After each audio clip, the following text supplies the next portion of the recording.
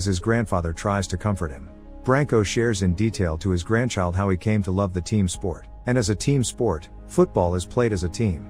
Branko then starts getting sentimental and shares a story that not even David's father knows. The old man narrates his memories back on New Year's Eve when he was still a child. His father owned a very fabulous restaurant, and many people came to celebrate the incoming year at their place. Later, a group of men arrives, and people give them applause as they enter. Turns out it's Laszlo Horvath and his teammates of professional footballers who beat the Nazis. Branko assists his father by serving the esteemed guests some alcohol. Laszlo hands the young child a tip. Later, Laszlo approaches the single women by the bar and tries to flirt with them. Peters, Laszlo's good friend and teammate, sees a Nazi officer observing from above and detects trouble brewing. Peters tries to warn the football star and begs him not to make trouble. But Laszlo was far from afraid. His pride overwhelmed his fear. Soon, a young Nazi officer named Hans comes down to greet him. The two were having a rather passive-aggressive conversation, and not one of them was showing any kind of weakness. Hans comes up with a challenge and wager for the Hungarian football star. Hans bets that whoever manages to juggle the ball between two people the longest wins. The Nazi officer then calls everyone's attention and makes public of their supposed fun wager. He asks if anyone has a football, and without hesitation, a young Branko raises his hand. Afterward, the two teams competed. A team wearing tuxedos against a team wearing military uniforms. After a few minutes of competitive ball control, the Nazis drop the ball. Hans, clearly bitter with defeat, shoves the ball at Laszlo. After a heated exchange, Peters drags his troublemaking friend away before things get worse. But it's too late. Hans orders his men to follow them outside. The Germans then beat Peters and Laszlo to a pulp and got their revenge for the humiliation earlier. Afterward, they kidnapped Laszlo and drove off. Later, Laszlo ends up in a prison labor camp where his rebellious nature still remains and, from time to time, gets into trouble because of it. While doing work, he meets Karolyi, a midfielder he used to play a few years back. Other men in the labor camp try to be optimistic because, compared to others, they're somewhat lucky. Other prisoners are put in gas chambers, executed, forced to walk in minefields, etc. Meanwhile, they only try to survive despite being worked to the bone and given menial food rations. The next day, Colonel Franz Werns, a Nazi regional commander of all labor camps and reports directly to General Ziege, visits the camp to inspect the captives. During the inspection, only 29 prisoners were counted. Laszlo was beaten up in front of the colonel for his usual antics. But the colonel recognized Laszlo and instructed the officer to stop and bring the beaten athlete to his office. The colonel comes up with an excellent idea for the incoming Führer's birthday. He wants Laszlo, along with other prisoners, to play an exhibition football match against the Nazis' team. But Laszlo has given it some thought, knowing full well that they are no match given their current conditions. Later, Laszlo informs the men at the camp about the offer and asks if they're in. They all agreed, but Karolyi hesitated, stating that conditions must be met. The following day, Laszlo and Karolyi negotiate with the colonel that for them to play, the whole camp is given better food, that they can pick players from other labor camps, lessen work hours for them to train, and lastly, for them to be able to write and receive letters from loved ones. The colonel wasn't being reasonable, and Laszlo knows that the Nazis wanted this game to happen so badly.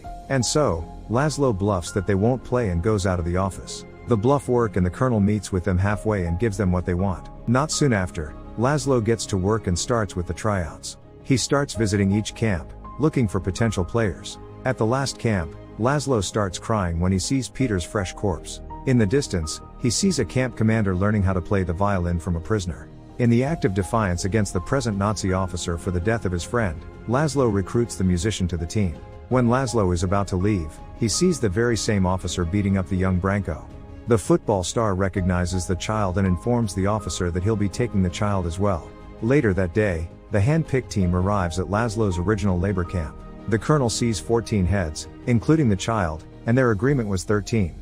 Laszlo reasoned out that he needed the child to clean up and bring water for the team. The colonel allows the child to stay on the condition that the team will have no food for 2 days. And as expected, Laszlo agrees. Days later, the colonel informs Laszlo and his team that although they have certain privileges, they will still be treated as prisoners. Any escape attempt will result in execution, and Laszlo will be held responsible for any wrongdoing of its members. Afterward, the team gets to work by clearing out a nearby field, setting up a goal post, and start practicing. Subsequently, General Ziege visits the camp to monitor the opposing team's practice. The colonel assures his superior that Laszlo and his lackeys will lose in the upcoming match. While observing, the general sees Shandor Stekli, husband to his favorite opera singer, Magda Stekli. Back in the present, Branko shares with his grandchild that back then, he always carries certain guilt for being the only one in his family to have survived. Branko then continues with his story. Back at the camp, Shandor gets called to the colonel's office. The colonel then explains that the general is very fond of his wife and hands Shandor a letter. Shandor was offered freedom. All he got to do was sign the release paper, but Shandor chose to play for the team. Later at practice, the man was clearly not in the mood and kept spacing out. Soon, Shandor regrets his decision and escapes under the cover of darkness. But the man didn't reach far and was shot dead. At the same time, his wife's opera performance ended. The following day, the colonel gets infuriated at Laszlo for Sandor's death and decides to retract all of their privileges until the match. Laszlo has no choice but to work with what he has at his disposal. Later that night, Laszlo briefs his team on the game plan. The plan is to let the Nazis have their way of attacking. He knows full well that they are the better team, but they are inexperienced. The Nazis expect the Hungarians to lose and will push for a goal. All they have to do is to defend and wait for an opportunity to strike back. And so, for the following days, the team has only been practicing defending. Meanwhile, Branko helps the team by handing them water every practice and supporting them on the sidelines. As days passed, they also got close to one another, which is the most important part. Trust builds a team, and football is a team sport. The day of the match has finally come. The prisoners are escorted to the large football stadium. On the way, the team got real quiet while listening to the musician play the violin. Soon, Laszlo's team arrived at the giant stadium. It was packed with thousands of Nazi soldiers and a few Hungarian locals to commemorate the birthday of Adolf Hitler by watching a football match. Laszlo and the others were escorted to their locker room and were quite surprised to see fresh towels and soap to wash with for the first time in a long time. After showering, they wore their jerseys and cleats. Then the colonel pays them a visit to see how they are faring. After the colonel left, Laszlo encouraged his team by giving a heartful speech that they could beat the Nazis. As they got to the field, Laszlo's team was met with boos from the Nazi crowd. Nonetheless, a few Hungarians were present, cheering and rooting for Laszlo and the others, and for them, it was enough. After the Nazi salute, the match starts with a blow of a whistle.